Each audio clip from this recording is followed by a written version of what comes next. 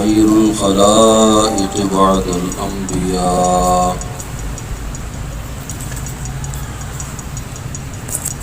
والنجوم في السماء للاهتداء والاقتداء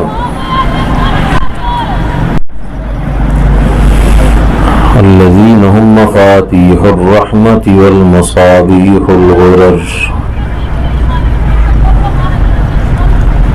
أما بعد فأعوذ بالله من الشيطان الرجيم.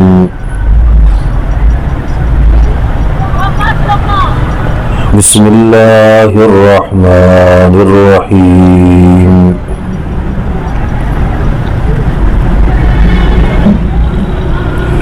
هو الذي أرسل رسوله بالهدى ودين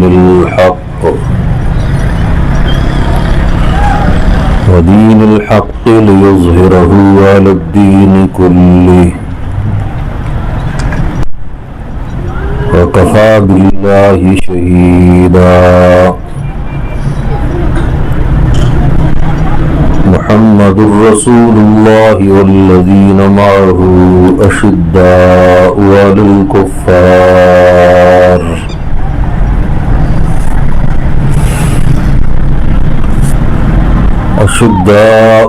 الكفار رحماء بينهم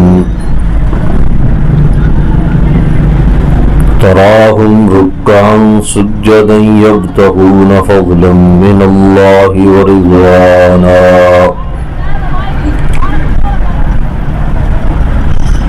صدق الله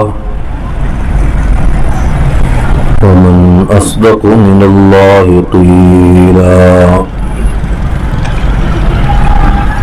اللهم صل على سيدنا ومولانا محمد وعلى آل سيدنا ومولانا محمد وبارك وسلم.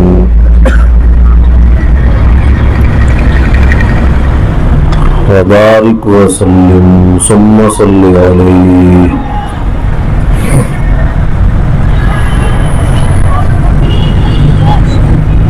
محترم مکرم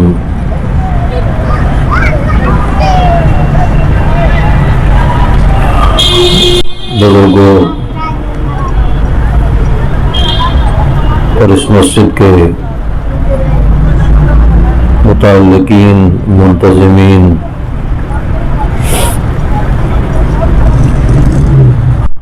اور اس مسجد میں دینی خدمت کرنے والے ہمارے طلباء،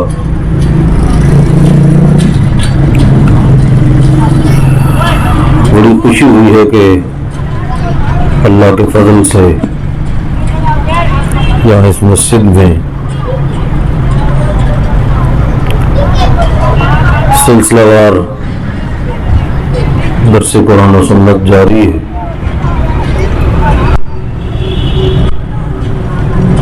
اور ہمارے عزیز محترم مولانا امان اللہ صاحب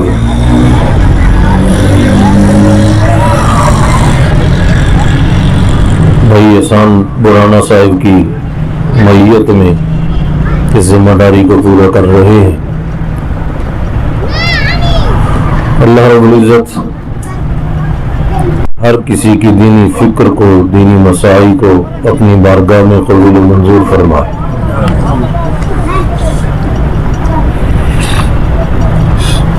آج کا یہ درس بھی اسی تسلسل کی کڑی ہے.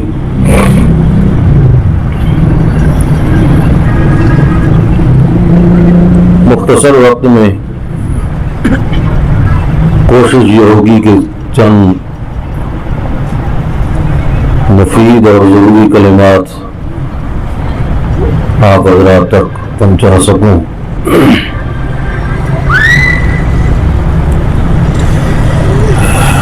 اس بات میں تو کوئی شک و شبہ نہیں کہ اللہ رب العزت ہی ہمارا خالق و مالک ہے.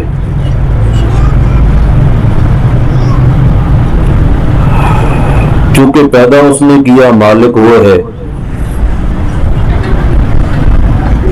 لہذا حکم اور آرڈر بھی اسی کا چلنا چاہیے۔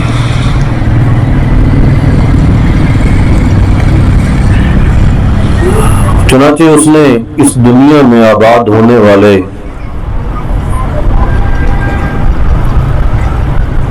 انسانوں، جنات، جانوروں، فرشتوں،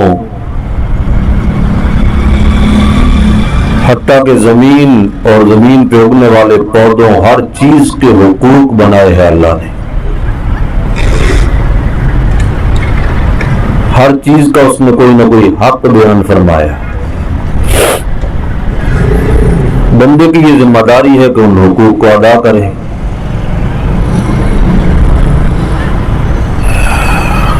انسانوں کے آپس میں ایک دوسرے کے ساتھ حقوق کا تعلق ہے۔ پھر انسانوں میں مسلمانوں کا مسلمانوں کے ساتھ ایک تعلق ہے حقوق کا۔ کوئی مسلمان کسی دوسرے مسلمان کے لیے اگر راحت کا ذریعہ نہیں بن سکتا تو تکلیف کا ذریعہ بننا حرام ہے۔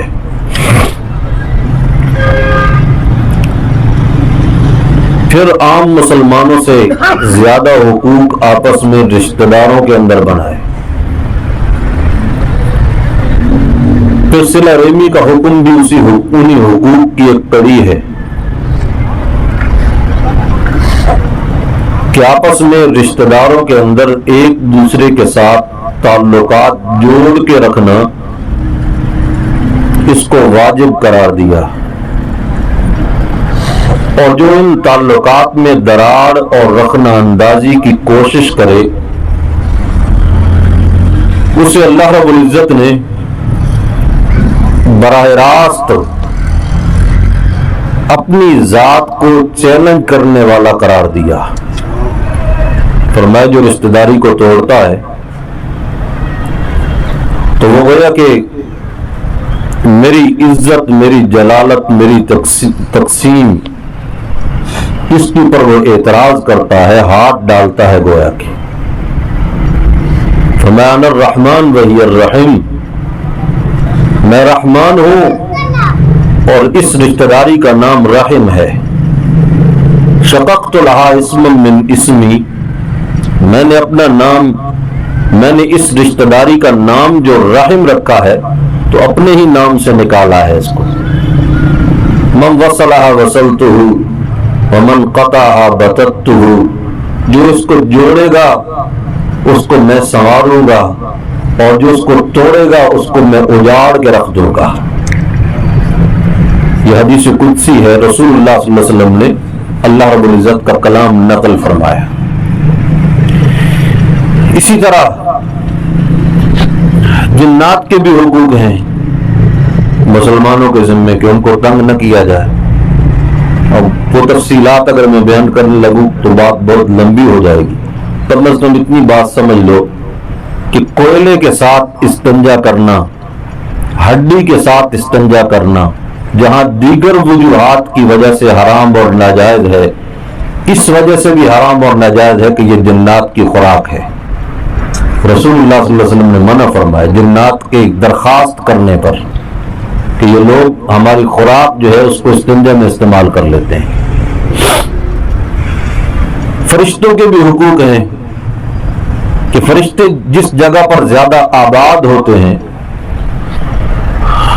ان کو تکلیف نہ پہنچائی جائے، اور فرشتوں کو سب سے زیادہ تکلیف جو پہنچتی ہے وہ بدبو سے پہنچتی ہے۔ اس لیے مساجد کے اندر بدبودار چیزیں اٹھا کر لانا اس کو ممنوع قرار دیا گیا، مسجدوں کو صاف رکھنے کا حکم دیا گیا، اور مسجدوں میں لہسن، پیاز یا کوئی اور بدبودار سبزیاں جن کی وجہ سے انسانوں کو تکلیف محسوس ہوتی ہے تو فرشتوں کو بطریق اولا تکلیف محسوس ہوتی ہے، زیادہ تکلیف ہوتی، تو لہذا یہ چیزیں مسجدوں کے اندر اس لیے ممنوع قرار دی گئی کہ یہاں فرشتے موجود ہوتے ہیں جو اللہ کے گھر کو آباد رکھتے ہیں، ذکر کرتے ہیں، اللہ کی یاد میں مصروف ہوتے ہیں۔ لیکن ان تمام حقوق سے بڑھ کے جو بڑے دو حق ہیں مسلمانوں کے ذمے، ایک اللہ کا حق ہے اور دوسرا اللہ کے رسول کا حق ہے صلی اللہ تعالی علیہ وسلم۔ اللہ کا حق یہ ہے کہ اس کی ذات میں، اس کی صفتوں میں، اس کے حقوق میں مخلوق کے کسی فرد کو شریک نہ ٹھہرایا جائے، اور رسول اللہ کا حق کیا ہے؟ رسول اللہ صلی اللہ علیہ وسلم کا حق، اول حق ہے کہ آپ پر ایمان لایا جائے، دوسرا حق یہ ہے کہ آپ کے ساتھ محبت کی جائے، تیسرا حق یہ ہے کہ آپ کی اطاعت کی جائے۔ آج اس مختصر مجلس میں یہی چیز آپ کے سامنے بیان کرنا چاہتا ہوں کہ جس نبی کے ہم نام لیوا ہیں، جن کی وجہ سے ہمیں اعزاز ملا، شان ملی، مقام ملا، آپ کبھی تصور تو کریں کہ ہم اپنے حالات اور اپنی کیفیات اور اپنے کرتوتوں کو دیکھیں، پھر اللہ کی رحمت کو دیکھیں کہ اللہ نے ہمیں مسلمان پیدا کیا اور امت محمدیہ کا فرد بنایا، کہ جس کے متعلق قرآن کہتا ہے کنتم خیر امۃ اخرجت للناس، اور رسول اللہ فرماتے ہیں صلی اللہ تعالی علیہ وسلم انا آخر الانبیاء وانتم آخر الامم، فرمایا ہم دونوں آخری ہیں، تم بھی آخری ہو میں بھی آخری ہوں، میں اس اعتبار سے آخری ہوں کہ میرے بعد نبی کوئی نہیں، تم اس اعتبار سے آخری ہو کہ تمہارے بعد اور کوئی امت کوئی نہیں۔ تو یہ بہت بڑی شان ہے، اگر آدمی تصور کرے تو خدا کی قسم اس کی لذت ہی عجیب ہے کہ ایسا مقام و منصب کہ جس کے لیے انبیاء بھی خواہش مند رہے، اللہ نے بغیر مانگے ہمیں وہ منصب اور مقام عطا کر دیا۔ تو لہذا رسول اللہ صلی اللہ علیہ وسلم کا ہمارے اوپر حق ہے۔ پہلا حق کیا ہے؟ ایمان، دوسرا حق محبت، اور تیسرا حق اطاعت۔ پہلے نمبر پر ایمان لائیں، اور ایمان اس طرح نہیں کہ میں پیغمبر اسلام کو اللہ کا ایک نبی اور پیغمبر سمجھتا ہوں، بس اتنی بات نہیں، بلکہ یہ ایمان لائے کہ اس کائنات میں آخری ہادی اور رہبر اور رہنما، آخری نبی، خاتم النبیین جناب محمد الرسول اللہ کو سمجھتا ہوں صلی اللہ تعالی علیہ وسلم۔ یہ تو ایمان ہوا۔ ایمان کے بعد دوسرا درجہ ہے محبت کا، کہ اللہ کے رسول سے محبت کرنی۔ محبت کتنی کرنی، اس کا معیار کیا ہوگا، اس کی مقدار کیا ہوگی، اس کو بھی اللہ نے مخفی نہیں رکھا۔ فرمایا النبی اولا بالمؤمنین من انفسہم، محبت کرنی ہے، اپنی جان سے بھی زیادہ پیارا سمجھنا ہے اللہ کے رسول محمد رسول اللہ صلی اللہ تعالی علیہ وسلم۔ اپنی جان کی اتنی قدر و وقت نہ ہو جتنی وقت اور قدر دل میں جناب محمد رسول اللہ کی ہو صلی اللہ تعالی علیہ وسلم۔ اور خود فرمایا آپ نے لا یؤمن احدکم حتی اکون احب الیہ من والدہ وولدہ والناس اجمعین۔ فرمایا کیا تم سمجھتے ہو کہ خالی زبانی دعوے کے ساتھ تم مسلمان ڈکلیئر ہو جاؤ گے اللہ کے ہاں؟ اسلام کی کتاب میں تمہارا نام اللہ کے ہاں بھی چھپ جائے گا؟ اس طرح نہیں۔ فرمایا کہ تم میں سے کوئی شخص اس وقت تک مومن ہو ہی نہیں سکتا جب تک کہ وہ کائنات کے سارے رشتے، اپنی والدین، اپنی اولاد اور تمام عزیز و اقارب، تمام رشتے، تمام محبتیں، تمام ناطے، ان سب سے زیادہ اگر ترجیحی بنیاد پر اگر محبت محمد رسول اللہ سے نہ کرے تو وہ شخص مومن نہیں ہو سکتا۔ اور پھر محبت کرنے کی وجہ کیا ہے؟ ایک تو ہے نا آپ کا اپنا مقام و منصب، ہمیں کہہ دیا گیا کہ آپ خاتم النبیین ہیں، آپ ہمارے نبی ہیں، اس خالق کا فرمان ہے، ہم نے ماننا ہے، ہم اس کی مخلوق ہیں، اس کا آرڈر ہے، ہم نے اس کی اتباع کرنی ہے، اس کی اطاعت کرنی۔ لیکن خود جناب محمد الرسول اللہ صلی اللہ علیہ وسلم اتنی عظیم ہستی ہیں کہ جن کی عظمت کو سننے کے بعد اگر کسی شخص کے دل میں ضمیر نام کا ایک قطرہ اور ذرہ بھی اگر موجود ہو تو محبت کیے بغیر رہ ہی نہیں سکتا. اس لیے کہ آپ کے مقام و منصب کو جو نہیں سمجھا اس کی الگ بات ہے. جس نے آپ کے مقام و منصب کو سمجھ لیا وہ محبت کیے بغیر رہ ہی نہیں سکتا. مقام و منصب کو سمجھا جو اس نے اپنا سب کچھ وار دیا. آپ کے باقی مناقب، آپ کے فضائل، آپ کی تعریفات کا سلسلہ یہ تو بہت لمبی داستان ہے کہ ابھی تک انسانوں کی روح بنی تھی، جسم ابھی نہیں بنے تھے کہ اس وقت سے تذکرہ شروع ہو گیا تھا جناب محمد رسول اللہ کا صلی اللہ تعالی علیہ وسلم. آپ کی آمد سے پہلے عجم کے بادشاہ بھی، عرب کے بڑے بڑے سردار بھی آسمانی پیشین گوئیوں کی بنیاد پر خطوط لکھ کے جا رہے تھے کہ جس وقت نبی آخر الزمان کا ظہور ہوگا ہماری طرف سے یہ خط پیش کر دینا کہ ہو سکتا ہے کہ ہم آپ کا زمانہ نہ پائیں تو کم از کم یہ ہماری طرف سے تصدیق و تائید ہو جائے کہ ہم آپ کو اللہ کا آخری اور سچا پیغمبر سمجھتے ہیں. اور یہ ایک عجیب شان ہے، کسی اور کو نصیب نہیں ہوئی. اور پھر جو آپ کا نام نامی اس میں گرامی ہے محمد صلی اللہ علیہ وسلم، فرمایا کہ میرا نام زمین میں محمد ہے، آسمان میں میرا نام احمد ہے. آپ کے یہ دونوں نام جو ہیں یہ ذاتی نام ہے آپ کے. باقی صفتیں ہیں آپ کی مختلف کہ آپ شفیع ہیں، آپ عزیز ہیں، آپ کریم ہیں، مختلف صفتیں آپ پڑھ سکتے ہیں.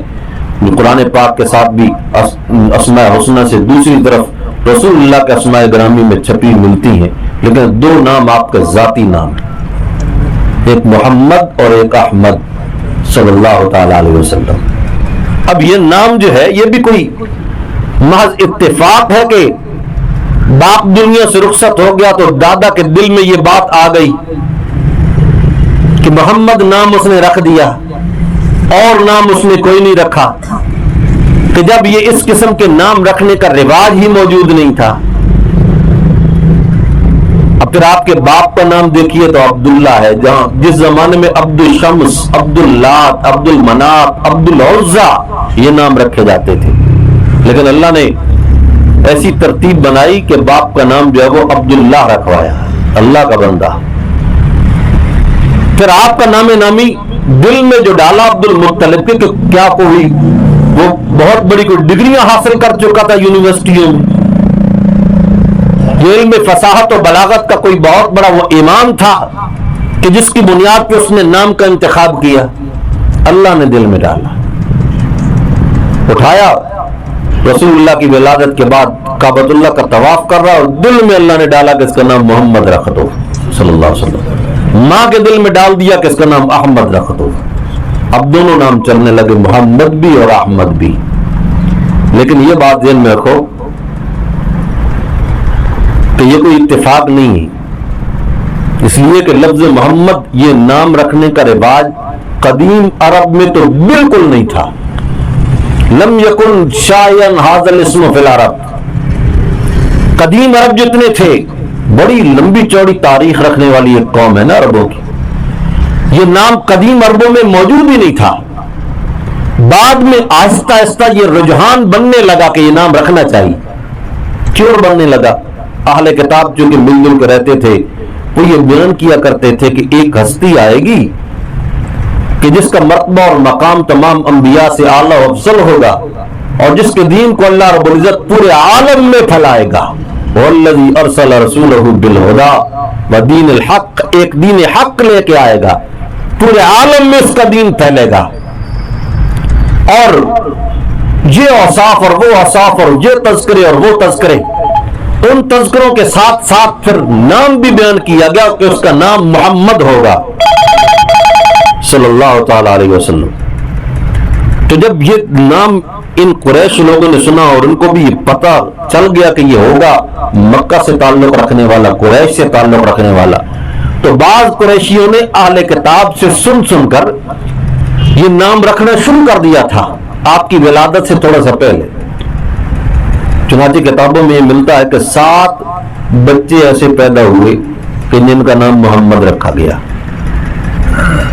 لیکن اللہ نے نبوت اور رسالت کا تاج سجایا تو محمد ابن عبداللہ ابن عبد المطلب کے سر پہ.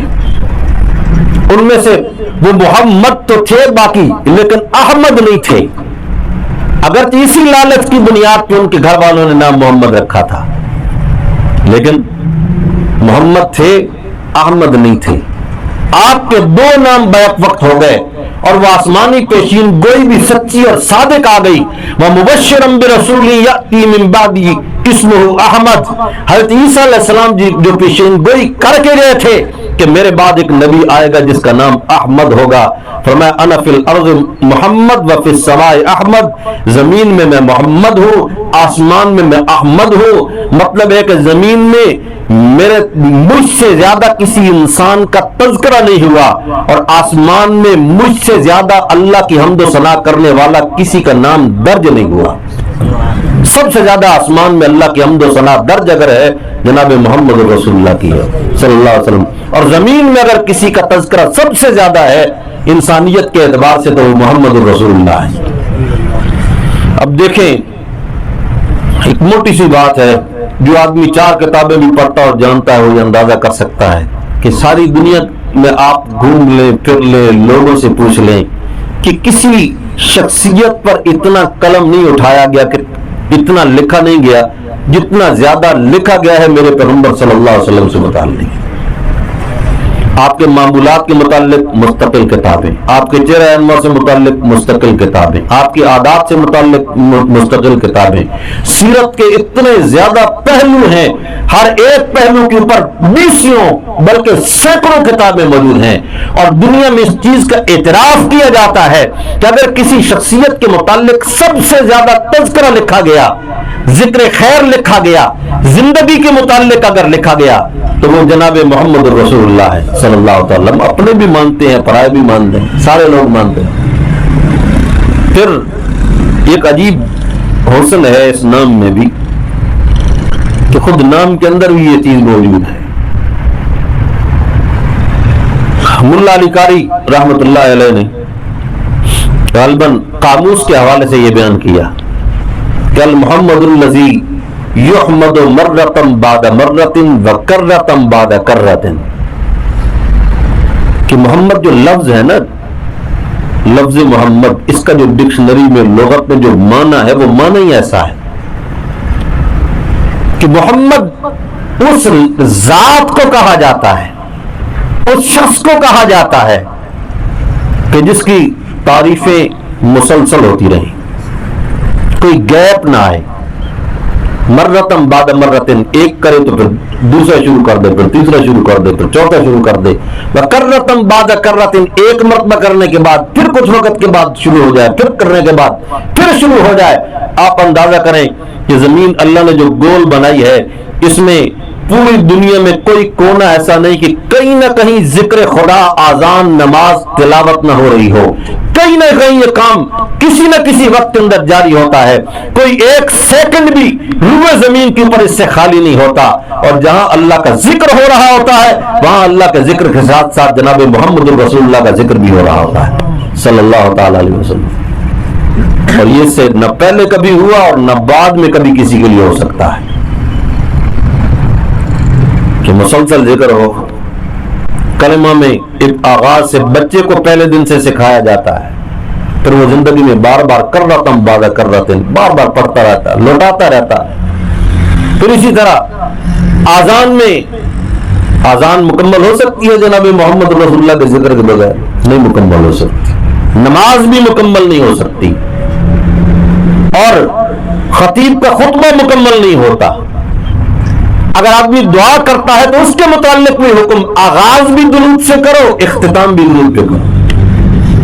منبر پہ آپ کا تذکرہ، میناروں میں آپ کا تذکرہ، مسجد میں آپ کا تذکرہ، اذان میں آپ کا تذکرہ، نماز میں آپ کا تذکرہ. बाजारों में आपका तज़किरा, इसलिए कि बाजार के जितने उसूल मुसलमानों को बयान किए गए वो किससे साबित हैं? जनाब मोहम्मद रसूलुल्लाह से साबित है सल्लल्लाहु तआला अलैहि वसल्लम। यानी जिसका ये सिलसिला मुसलसल चलता रहे। आप देखें कि ऐसा जिक्र है, बच्चा पैदा होता है तो कान में आजान कह के इस जिक्र की याद, अल्लाह की याद के साथ इस जिक्र की याद भी ताज़ा की जाती है। और फिर उसके बाद जब इंसान की वफात होती है तो जनाजा भी आपके जिक्र के बगैर मुकम्मल नहीं होता। फिर तदफीन होती है तो कब्र का सवाल और जवाब आपके जिक्र के बगैर मुकम्मल नहीं होता। फिर मैदान माशर का पूरा माहौल और तज़किरा जो है वो आपके जिक्र के बगैर मुकम्मल नहीं होता। हत्ता के जन्नत दोज़ख के फैसले हो जाने के बाद भी दोस्त की जिसको कब दोज़ख में चले जाएंगे तो फिर आप सल्लल्लाहु अलैहि वसल्लम की खुसूसी शफाअत जो है, जिसको शफाअत सुगरा कहा जाता है, उसके जरिए से फिर गुनाहगार लोग दोज़ख से फिर जन्नत के अंदर मुंतकिल हो रहे हैं। वहां पर फिर तज़किरा शुरू हो गया। यानी कोई वक्त खाली नहीं, कोई सेकंड खाली नहीं, मुसलसल जिक्र। इसका एक माना यह भी किया जा सकता है, अल मुहम्मदुल्लज़ी युहमद मर्रतन बाद मर्रतिन, मुसलसल जिक्र हो, कर्रतन बाद कर्रतिन हो, यानी अपने भी जिक्र करते हो, पराए भी जिक्र करते हो। एक तो यह ना कि दूसरे लोगों ने भी आपकी शान पर बाकायदा किताबें लिखी, हिंदुओं ने बाकायदा पूरी पूरी नज़में लिखी हैं, आज मनस्से शहूर पे आ चुकी हैं। सोशल मीडिया के ऊपर भी हिंदुओं की औरतों और मर्दों की बाकायदा नातें शाये हो रही हैं जो उन्होंने शान मुस्तफा के अंदर लिखी है। दुश्मन है, हालांकि मानते ही तस्लीम ही नहीं करते, लेकिन आपकी शान तस्लीम कर रहे हैं। इसी तरीके से अंग्रेजों ने आपकी शान पर किताबें लिखी और खुद आपकी जिंदगी में आपको पता कि आपका सबसे बड़ा दुश्मन कौन था? क्या नाम है वो इसका? अबू जहल। फरमाया कि अबू जहल जो है ये आम दुश्मन नहीं है, फिरौनी अशद मिन फिरौन मूसा। फरमाया मेरी उम्मत का जो फिरौन है ना इस जमाने का, ये अबू जहल, ये मूसा अलैहिस्सलाम के जमाने के फिरौन से भी ज्यादा सख्त और खतरनाक आदमी, इतना खतरनाक दुश्मन। कोई चाल उसने बाकी नहीं छोड़ी आपको सिताने में। आपके यारों को तड़पाया गया, संगबारियां की गई, पत्थर मारे गए, गर्म रेत में, तपती रेत में लिटाया गया, हत्ता के पत्थर के कोयलों के ऊपर घसीटा गया, जिस्म में खजूर के पत्ते छुपोए गए। और जब तक अबू तालिब जिंदा थे उस वक्त तक आप पर बराह रास्त तो हाथ नहीं उठाया, लेकिन अबू तालिब की वफात के बाद बराह रास्त आप पर भी हाथ उठाना शुरू कर दिया। कितनी मरतबा कातिलाना हमले किए रसूलुल्लाह सल्लल्लाहु अलैहि वसल्लम पर। और फिर और भी तदबीरें हो रही है कि कैद कर दो, कत्ल कर दो, सारे कबीले मिलकर कत्ल करें ताकि दियत देना पड़े तो सारे आपस में तकसीम कर ले। इतना बड़ा खतरनाक दुश्मन। लेकिन रिवायात में आता कि एक दिन अचानक उससे किसी आदमी ने तन्हाई में सवाल कर लिया। रात का वक्त था, तारीकी में, खड़ा भी बाहर था, काबतुल्लाह सामने नजर आ रहा था। किसी ने उससे अबू जहल से पूछ लिया कि भाई लड़ाई तो तेरी बड़ी है, झगड़ा भी बड़ा है, कोई मौका भी हाथ से नहीं जाने देते, जुल्म का, तशद्दुद का, रास्ता रोकने का, लेकिन यहाँ आज तन्हाई में खड़े हैं, कोई तेरे मेरे अलावा यहाँ पर सुनने वाला कोई नहीं, बतलाओ तूने इस पैगंबर को कैसे पाया, इस मोहम्मद रसूलुल्लाह को तूने कैसे पाया? उसने कहा तूने बड़ी अजीब जगह सवाल कर लिया है, रात की तन्हाई है, तेरे मेरे अलावा सुनने वाला कोई नहीं, काबतुल्लाह सामने है, अब कैसे झूठ बोलूं? मुझे इसी काबा के रब की कसम है, इस रूए जमीन पे मैंने इस शख्स से बढ़ के अजीम और सच्चा इंसान देखा ही कोई नहीं है मैंने। यानी दोस्त भी दुश्मन भी हर कोई तारीफ करे। अल-फज़्लु मा शहिदत बिहिल आदाउ, फजीलत इस बात का नाम है कि दुश्मन भी तारीफें करें। और दूसरा माना हाफिज इब्न हजर ने सहीह बुखारी की शरह में फतहुल बारी के अंदर नकल किया मुफरदात के हवाले से, अल मुहम्मदुल्लज़ी उज्तमिअत फीहिल खिसालुल महमूदा, मोहम्मद उस जात का नाम है, उस हस्ती का नाम है कि जिसके अंदर जितनी खूबियां, कमालात, अच्छाइयां और बेहतरियां किसी इंसान के अंदर तसव्वुर की जा सकती हैं, जितने इंसानों को मुनकसिम होकर वो मिली, तकसीम होकर मिली, वो सारी खूबियां अगर किसी शख्सियत में जमा शुदा देखना चाहो तो उस शख्सियत का नाम मोहम्मद है सल्लल्लाहु अलैहि वसल्लम। यानी ये کوئی ایسی فرضی بات نہیں ہے. یہ عربی دان آدمی لفظ محمد کا ترجمہ کر رہا ہے، جو نام آپ کو اللہ نے دلوایا کہ محمد اس کہتے ہیں اس شخصیت کو کہ جو جامع الکمالات ہو، اور لوگوں کو جو کمالات اور خوبیاں ملتی ہیں وہ ساری اس شخصیت میں جمع ہو جائیں. لیکن اس کا مطلب ذرا کھولنے سے سمجھ میں آئے گا کہ کس طرح آپ جامع الکمالات ہیں، کس طرح آپ کے اندر خوبیاں ہیں جو انسانیت میں. آپ دیکھو انسانیت میں سب سے ممتاز اعلیٰ ترین ہستیاں ہیں انبیاء علیہ السلام. اب باقی ہر کسی کا تذکرہ تو نہیں ہو سکتا نا. انبیاء ہیں جو کہ عام انسانوں سے اعلیٰ و افضل، بلند و بالا اور بلند تر ہوا کرتے ہیں. انبیاء کو اللہ رب العزت نے ان کی صداقت کے بیان کے لیے ان کی زندگی میں معجزات دیے، خوبیاں دی، حسن دیے، کمالات دیے، اور ہر نبی کسی نہ کسی وصف کے ساتھ مشہور ہوا، کسی معجزے کے ساتھ مشہور ہوا، کسی خوبی کی بنیاد پہ مشہور ہوا. 1,24,000 انبیاء، تلک الرسل فضلنا بعضهم علی بعض. یہ انبیاء ہیں کہ جن میں سے ہم نے بعض کو بعض پر فضیلت بخشی، کسی کو ایک خوبی دی، کسی کو دوسری دی، کسی کو تیسری دی. جو ایک کو ملی وہ دوسرے کو نہیں ملی، جو دوسرے کو ملی وہ تیسرے کو نہیں ملی. اسی طرح خوبیوں کو، کمالات کو، انبیاء کے اندر معجزات کو اللہ نے تقسیم فرمایا.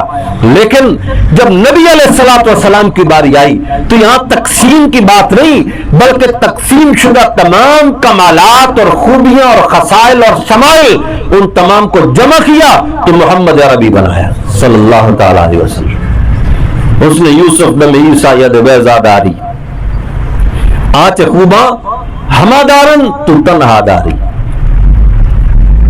فرمایا کہ حضرت یوسف علیہ السلام کا حسن کیا، عیسیٰ علیہ السلام کے پھونک مارنے والے معجزات کیا، حضرت موسیٰ علیہ السلام کا چمکتا ہوا ہاتھ کیا. فرمایا یہ سارے معجزات آپ کو مختلف انبیاء کی کتابوں میں، مختلف انبیاء کے تذکروں میں ملیں گے. فرمایا آنچ خوباں ہمادارن تو تنہا داری. وہ سب کو جو الگ الگ معجزات ملے وہ سارے آپ اکیلے کی ذات کے اندر سارے معجزات جمع ہو گئے، سارے آپ کی ذات میں جمع. سید عائشہ صدیقہ رضی اللہ تعالیٰ عنہا سے کسی نے سوال کیا نا،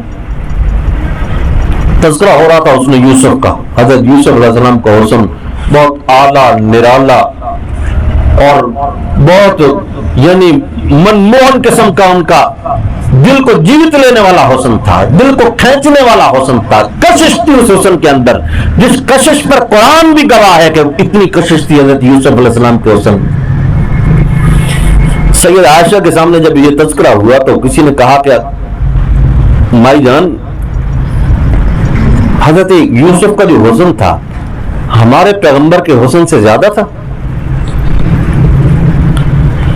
ہمارے پیغمبر کا حسن جو ہے وہ بھی تو بہت بڑا حسن ہے، لیکن حضرت یوسف علیہ السلام کے حسن کا تذکرہ کتنے کمال سے ہو رہا ہے. بہت بڑا حسن تھا.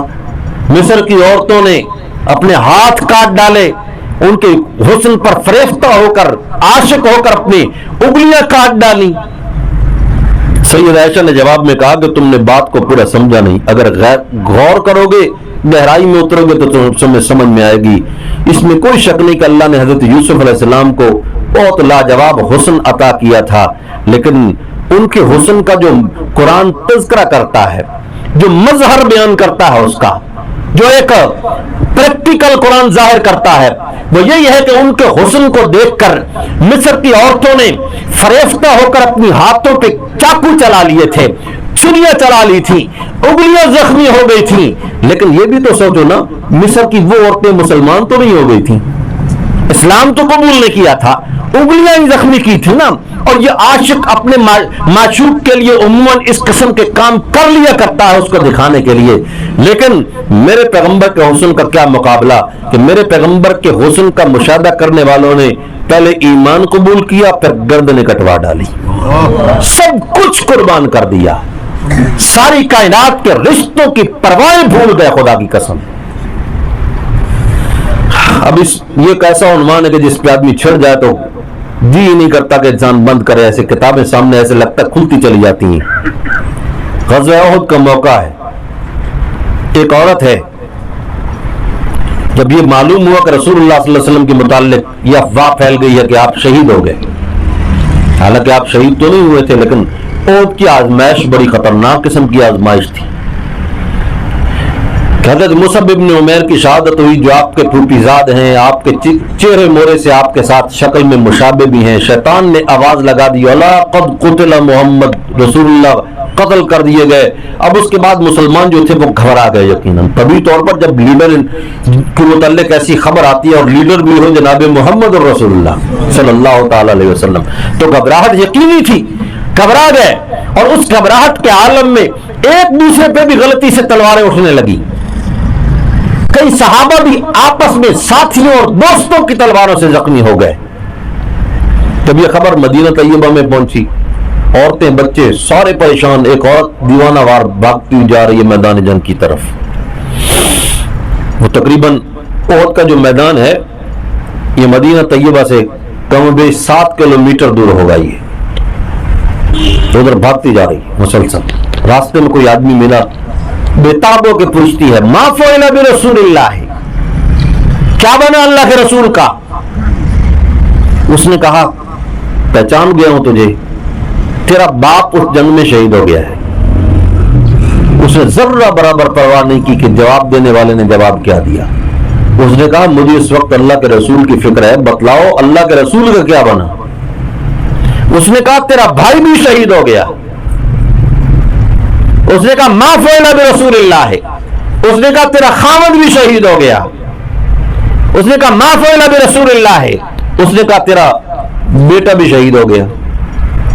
اب 4 رشتے اور عورت ذات، تصور کرو ذرا، عورت ذات جس کو بیک وقت 4 قریب ترین رشتوں کی دنیا سے رخصت ہونے کی خبر مل رہی ہے. اوپر سے چھت بھی اڑ گئی، دائیں ہاتھ بھی چلا گیا، گویا کہ بائیں ہاتھ بھی چلا گیا، پاؤں کے نیچے سے زمین بھی نکل گئی. بیٹا بھی گیا، بھائی بھی گیا، باپ بھی گیا، خاوند بھی گیا. لیکن اس کے باوجود اس نے کہا، لگتا ایسے ہے کہ تیرا ارادہ مجھے خبر بتلانے کا نہیں ہے. پھر وہاں سے بھاگی. آگے جو دوسرا آدمی ملا اس سے پوچھتی ہے، ما فعل برسول اللہ، رسول اللہ کا کیا بنا؟ اس نے کہا، الحمدللہ میں دیکھ کے آیا ہوں آپ محفوظ مقام پہ ہیں، بس زخمی ہوئے ہیں لیکن آپ محفوظ مقام پہ موجود ہیں، اللہ کے فضل سے زندہ حیات ہیں. جب یہ الفاظ بولے اس نے کہا، اچھا بڑی بات ہے الحمدللہ، لیکن مجھے تو چین اس وقت تک نہیں آئے گا جب تک میں اپنی آنکھوں سے زیارت نہیں کروں گی. پھر بھاگتی گئی اور جہاں رسول اللہ موجود تھے وہاں جا کر اس نے زیارت کی، اور جو اس نے الفاظ بولے خدا کی قسم قیامت تک وہ حدیث کی کتابوں میں بالکل آسمان کے ستاروں کی طرح چمکتے رہیں گے. اس نے کہا، اذا انت سلمت من عطب فلا ابالی یا رسول اللہ، یا رسول اللہ اگر آپ ہر قسم کی تکلیف سے محفوظ ہوں تو کائنات کے رب کی قسم ہے مجھے اپنے کسی رشتے کی کوئی پرواہ نہیں ہے. اللہ آپ موجود ہیں، مجھے اور کیا چاہیے. اللہ حسن یوسف دمی ساید بیزاداری، آنچ خوباں ہما دارن تو تنہا داری. اللہ نے ایسا حسن نصیب کیا، ایسے کمالات نصیب کیے کہ مختلف انبیاء کے معجزات بھی آپ کی ذات میں جمع ہیں. کوشش کرتا ہوں بات کو سمیٹوں، آپ تھک تو نہیں ہیں؟ پہلے معمول کتنا ہے بھائی درس کا؟ چلتا رہے؟ چلو تھوڑا چلنے دو بھائی، روز روز موقع نہیں ملتا، نہ آج ہتھے چڑھ گئے ماشاءاللہ. اللہ بانی دارالعلوم دیوبند مولانا قاسم نانوتوی رحمۃ اللہ علیہ، ایک مرتبہ ایک عیسائی نے آ کے بات کی، میں آپ سے آپ کے نبی کے متعلق مناظرہ کرنا چاہتا ہوں. انہوں نے کہا، جی کیوں جی کیا ہے؟ اس نے کہا کہ آپ کہتے ہیں ہمارے نبی کی شان سب سے بلند ہے، سب تمام انبیاء سے اعلیٰ و افضل ہیں، لیکن میں یہ دیکھتا ہوں کہ کئی معجزات ایسے ہیں جو دوسرے پیغمبروں کو ملے لیکن آپ کے پیغمبر کو نہیں ملے. فرمایا ٹھیک ہے مناظرہ کرنا ہے تو کرو، لیکن اتنی بات یاد رکھو کہ ہمارا دین تمام انبیاء کا احترام سکھاتا ہے. لا نفرق بین احد من رسلہ، ہم انبیاء میں تفریق کے قائل نہیں ہیں. ہمیں تو یہ سکھایا گیا کہ تقابل نہ کرو انبیاء کا، کہ ایک کو زیادہ نمبر دو دوسرے کو تھوڑے نمبر دو. ایمان رکھو کہ افضل الانبیاء ہیں ہمارے پیغمبر صلی اللہ علیہ وسلم، لیکن دوسرے پیغمبروں کو نیچا دکھانے کی کوشش نہ کرو. اس نے کہا لیکن آپ یہ بھی تو دیکھیں کہ موسیٰ علیہ السلام کا ایک معجزہ ہے کہ मैदान ती में जिस वक्त उनकी कौम मौजूद थी, पानी की जरूरत महसूस हुई तो एक खुले चटियल मैदान के अंदर एक पत्थर पड़ा हुआ था जिसके पहाड़ से कोई लिंक नहीं है बज़ाहिर, लेकिन एक पत्थर है, बड़ा सा पत्थर है, उस पर लाठी मारी, पानी के चश्मे जारी हो गए। अब देखो खुले मैदान में पड़ा हुआ पत्थर, उसके ऊपर अगर जरब लगे, चश्मे तो पहाड़ों के अंदर जाकर निकलते हैं ना, मैदानों के अंदर तो नहीं निकला करते, लेकिन एक पत्थर के ऊपर जरब लगे और उसमें से पानी के चश्मे जारी हो जाएं, इतना अजीम शान मोइजा है। बतलाएं, आप अपने नबी की सीरत पढ़ के मुझे बतलाएं, ऐसा मोइजा आपके नबी की सीरत में मौजूद है? उन्होंने कहा ठीक है, तूने सवाल किया, अब तेरा सवाल का जवाब तो देना पड़ेगा। तो मैं मुझे ये बतलाओ कि चश्मे पत्थरों से निकलते हैं या कहीं और से निकलते हैं? उसने कहा जी पत्थरों से निकलते हैं। कहा बड़ी, इसमें कोई शक नहीं कि मूसा अलैहिस्सलाम की शान है कि खुले मैदान में पड़ा हुआ, चटियल मैदान में पड़ा हुआ पत्थर, उस पर जरब लगी और उसमें से फिर पानी के 1 2 नहीं 12 चश्मे जारी हो गए। लाजवाब मोइजा है, एतराफ है इस बात का, तस्लीम करते हैं इसको, लेकिन चूंकि तूने पेश किया इस बुनियाद पे कि उनका मकाम मर्तबा हमारे नबी से बुलंद हो गया इस बुनियाद पे, इस मोइजे की वजह से, तो सुनो मेरी तरफ से जवाब कि चश्मे हमेशा पत्थरों से निकलते हैं, वजूद से चश्मे नहीं बहा करते। लेकिन मेरे नबी की शान यह है, हुदैबिया के कुएं से जब एक प्याले की मिकदार पानी मिला था, आपने अपना हाथ उसमें दबोया था, आपकी उंगलियों के दरमियान खिलाल से पानी के चश्मे जारी हो गए थे और पूरे लश्कर ने सैर होके पानी पिया था। अल्लाह वाला, तो मैं इसका क्या जवाब है? खामोश हो गया। उसने कहा जी हमारे पैगंबर हज़रत ईसा अलैहिस्सलाम का भी एक मोइज़ा है कि मुर्दे की कब्र पे जाते हैं और उसको कहते हैं कुम बिज़निल्लाह, और उठ के खड़ा हो जाता है और बातें करता है, होंठ हिलने लगते हैं, बात करता है, जुबान काम करने लगती है। अब देखें मोइज़ा तो बड़ा है, तो ना वाकई मानते हैं रूह निकल गई, लेकिन उसके बावजूद मुर्दा उठ के खड़ा हो गया, बोलने भी लग गया, सुनने भी लग गया, देखने भी लग गया। जो आज़ा और जो अफ़आल सारे मुअत्तल हो चुके थे, अल्लाह का कानून जारी हो चुका था कि जब जिस्म से रूह खारिज हो जाए, निकल जाए, हाथ हिलना छोड़ देते हैं, पांव चलना छोड़ देते हैं, आंखें देखना छोड़ देती हैं, कान सुनना छोड़ देते हैं, दिमाग सोचना छोड़ देता है, जुबान बोलना छोड़ देती है, होंठ हिलना छोड़ देते हैं, सारा कानून अल्लाह का जारी हो चुका, लेकिन उसके बावजूद एक मरतबा कुम बिज़निल्लाह कहा, मुर्दा उठ के बात भी करने लगता है। और मैं बड़ा लाजवाब मोइज़ा है, कोई शक नहीं इसके लाजवाब होने में, लेकिन फर्क यही है ना कि जिस्म के अंदर रूह मौजूद नहीं, बाकी ढांचा तो सारा मौजूद है ना, सिर्फ रूह मौजूद नहीं। पहले रूह मौजूद थी तो ये सारे काम हो नहीं रहे थे, पहले ये सारे काम हो रहे थे, रूह निकली तो काम खत्म हो गए, कनेक्शन इसका टूट गया और काम सारे खत्म हो गए। लेकिन ये भी तो देखो ना, मेरे पैगंबर के हाथ पे तो बेजुबान कंकरियों ने भी कलमा पढ़ लिया था कि जिनकी फितरत ही बोलना नहीं, जिनके लब ही कोई नहीं, जिनकी जुबान ही कोई नहीं। अबू जहल जब पत्थर लेके आया और उसने आगे कहा कि बतलाओ, और उसने कहा आज जाके पता करते हैं कि देखो ये सच्चा पैगंबर है या कुछ और है।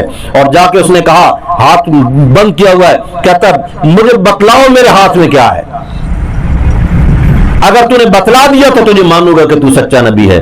फरमाया मैं बतलाऊं या वो चीज बतलाए जो तेरे हाथ के अंदर है? उसने कहा अगर ये हो जाए तो बड़ी बात। आपने इशारा किया, पत्थर अंदर से बोलने लगे अशहदु अल्ला इलाहा इल्लल्लाह व अशहदु अन्ना मुहम्मदर रसूलुल्लाह। उसने जालिम ने आगे से जवाब में कहा, ओ पहले तो हम समझते थे कि इंसानों पे जादू चलता है, अब तो इसका जादू पत्थरों पे भी चल गया है। मानने की बजाय उल्टा इस बात पे आ गई। लेकिन एक बात ज़हन में रखें, आपके कमालात, आपकी खूबियां, आपके महासन इतने बुलंद हैं, इतने बुलंद हैं, अगर कोई शख्स इसको लिखना चाहे, इसको बोलना चाहे, इसको बयान करना चाहे, जिंदगी इसके ऊपर खर्च कर दे, खुदा की कसम एक पहलू का भी हक अदा नहीं हो सकता।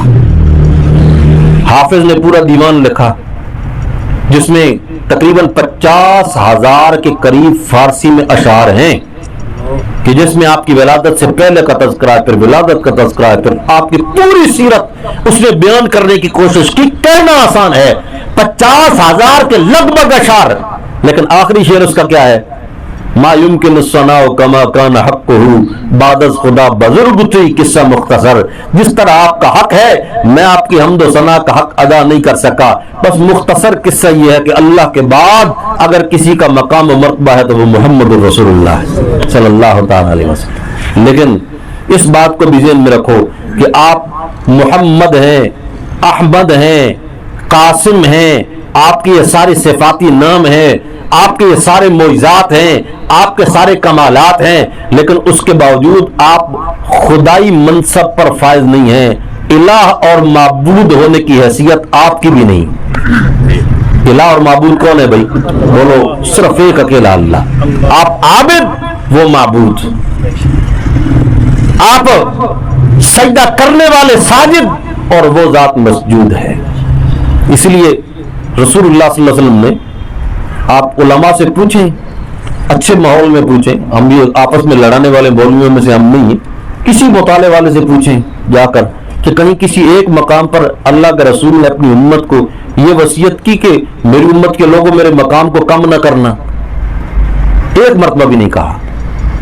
اس کی وجہ کیا ہے؟ وجہ یہ تھی کہ امتیں مقام بڑھا کے گمراہ تو ہوتی ہیں، مقام گھٹا کے گمراہ نہیں ہوا کرتی. جو مقام یعنی امتی ہو وہ مقام کیسے گھٹائے گا؟ گھٹانے کا تصور بھی نہیں کر سکتا امتی. اس لیے ایک مقام پر بھی آپ نے یہ نہیں فرمایا لوگوں میرے مقام کو گھٹانا مت، لیکن یہ آپ نے فرمایا لوگوں میرے مقام کو بڑھانا مت. یہ آپ نے کہا. صحیح مسلم کی روایت ہے، لا تطرونی کما اطرت النصارى عیسیٰ، فرمایا لوگوں میرے مقام کو اس طرح بڑھا نہ دینا جس طرح عیسائیوں نے حضرت عیسیٰ علیہ السلام کے مقام کو بڑھا دیا تھا. عیسیٰ علیہ السلام کو اللہ کا بیٹا ثابت کرنے لگے، عیسیٰ علیہ السلام کو 3 خداؤں میں سے ایک خدا ماننے لگے. کما اطرت اليہود عزیر، اور جس طریقے سے یہودیوں نے حضرت عزیر علیہ السلام کو بڑھا دیا تھا اور حضرت عزیر کو اللہ کا بیٹا کہنے لگے اور ان کو خدا اور معبود سمجھنے لگے. فرمایا لا ترفعونی فوق منزلتی، اور لوگوں مجھے میرے مقام سے مت بڑھانا. التی انزلنی اللہ تعالی، جس مقام اور رتبے پہ اللہ نے مجھے رکھا ہے مجھے اسی پہ رہنے دینا. انی انا عبد اللہ ورسولہ فقولوا عبد اللہ ورسولہ، اور لوگوں میں اللہ کا بندہ اور اس کا رسول ہوں تو تم بھی کہو اور مانو کہ محمد اللہ کے بندے اور اس کے رسول ہیں صلی اللہ علیہ وسلم. الہ اور معبود نہیں. الہ بنانے سے آپ کی شان بڑھ جائے گی. بھائی کسی کے اندر ایک چیز ہے ہی نہیں، اگر اس کے اندر خواہ آپ کسی جاہل آدمی کو، جو آدمی بالکل جاہل، اس کو کہو مولانا صاحب، آپ اس کا مذاق اڑا رہے ہیں یا اس کی تعریف کر رہے ہیں؟ یہ تو مذاق اڑا رہے ہیں آپ اس کا. بھائی اللہ کے سوا کوئی معبود نہیں.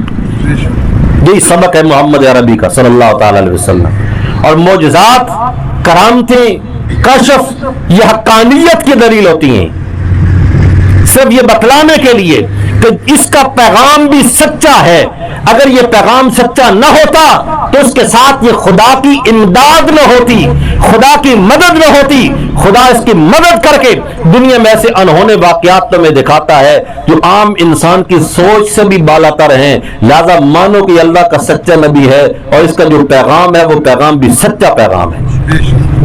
ورنہ جب یہ مقام اور منصب کی بات آتی ہے کہ جب ہم دیکھتے ہیں اس پیغمبر کو صلی اللہ علیہ وسلم کہ اللہ کے سامنے موجود ہیں، وہاں عاجزیوں کی انتہا ہو جاتی. میں اور آپ کون ہوتے ہیں اللہ کے سامنے عاجزی کرنے والے؟ اللہ کے پیغمبر نے جیسی عاجزیاں کی، خدا کی قسم ہمیں وہ عاجزیوں کا تصور کر کے بھی پھر اپنے آپ کے اندر غور کر کے شرم محسوس ہوتی کہ ساری رات مصلی پہ کھڑے ہو کے حضرت عائشہ فرماتی ہے اتنا لمبا قیام کرتے تھے حتیٰ ترمت قدمہ ہو، آپ کے پاؤں میں ورم آ جایا کرتا تھا. اور جب دعا کرتے تھے تو دعا کرتے ہوئے اللہم انی عبدک لجاجت کے ساتھ، اور اس طرح آواز آتی تھی رونے کی اور اندر سے سینے سے کسی چیز غم اور پریشانی کے ابلنے کی، جس طریقے سے ہنڈیا چولہے کے اوپر دھری ہو اور اس میں کوئی چیز ابل رہی ہو تو جس طرح کی آواز پیدا ہوتی ہے. اللہم انی عبدک وابن عبدک وابن امتک ناصیتی بیدک ماض فی حکمک، مولا میرا سب کچھ تو ہے، میں تو تیرا بندہ ہوں، میں تیرا غلام ہوں، میرے وجود کا ایک ایک بال تیرے حکم کا محتاج ہے، میرے وجود کا ایک ایک پور اور جوڑ تیرے حکم کا محتاج ہے. میں اپنی مرضی سے کچھ بھی نہیں کر سکتا، کائنات میں جو کچھ ہوتا ہے اس میں صرف تیری مرضی چلتی ہے. یہ اللہ کے پیغمبر کی تعلیم ہے. تو تیسرا درجہ یہی تھا اطاعت بھی کرنی چاہیے. ایمان بھی ہو محبت بھی ہو اور اطاعت بھی ہو. جو پیغام اللہ کے رسول نے دیا اس پیغام کو ماننا چاہیے نہیں ماننا چاہیے. آخری عمر میں بھی آپ بالکل آخر میں آپ کو یہ فکر ہے, آپ اس فکر میں لعن اللہ الیہود والنصارى اتخذوا قبور انبیائہم مساجدا, اللہ رب العزت یہود اور نصارہ پہ لعنت کرے کہ جنہوں نے انبیاء کی قبروں پہ سجدے شروع کر دیے تھے.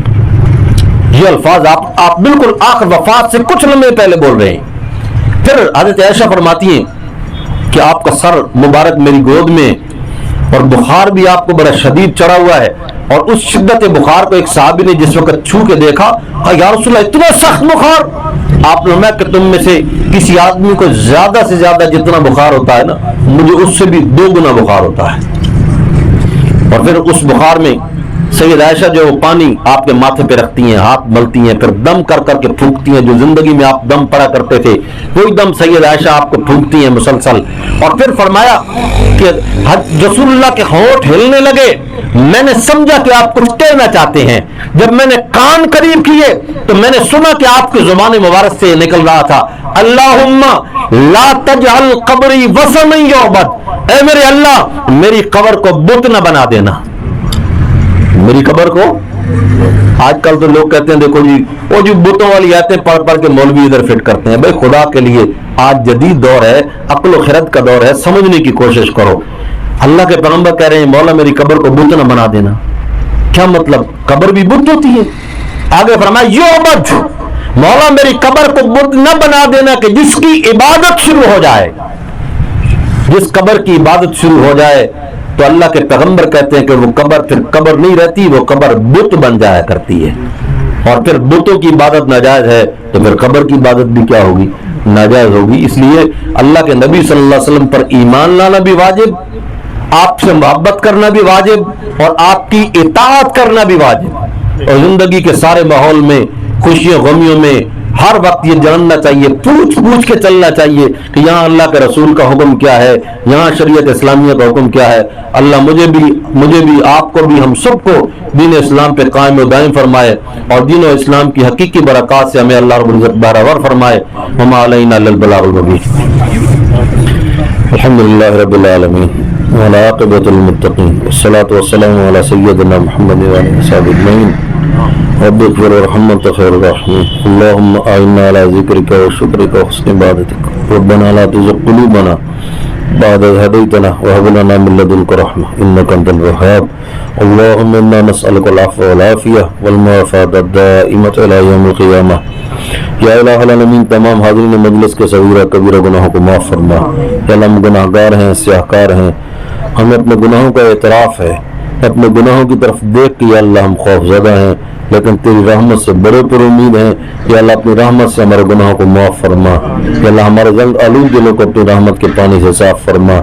سچی توبہ کی توفیق نصیب فرما, جو آپ کے قرب کا ذریعہ بنے, آپ کی محبت کا ذریعہ بنے, آپ کی ولایت کا ذریعہ بنے.